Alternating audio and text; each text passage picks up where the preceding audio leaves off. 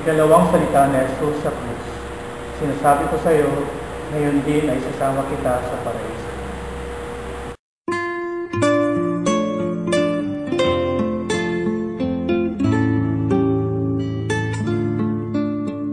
Hoy! Totoong sinasabi mong anak ka ng Diyos! Bakit hindi mo iligtas ang iyong sarili? Pati na rin kami!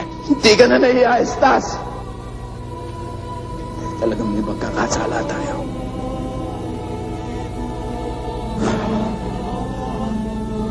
Ngunit siya, malinis, walang sala. Higit pa na mong parusa.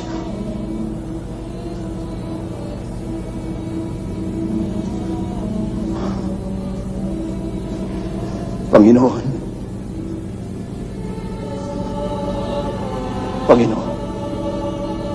huwag niyo akong kakalimutan pagdating niyo sa inyong kaharian.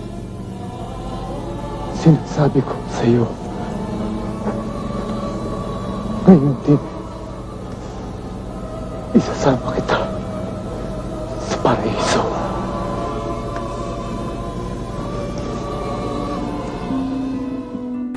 Sabi ni Jesus, sinasabi ko sa iyo, ngayon din ay isasama kita sa paraiso.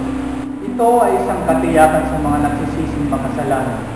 Kahit sino mang tao, kung siya ay lalapit kay Kristo at mananampalataya, ay makakamit ang pagpapala na galing sa ating tagapagligtas. Lahat tayo ay pwedeng matamo ang paraiso na pangako ng Diyos.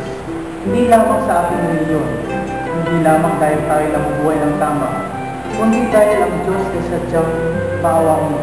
At kung ibibigay natin ang ating tiwala at pananampalataya kay Jesus Cristo, bilang gabay sa inyong pagkikilala, naway maging gabay ang katanungan. Binigay mo na ba ang buong tiwala mo sa Diyos? O naniniwala ka ba na ikaw ay makakasama niya sa kanyang kaharian?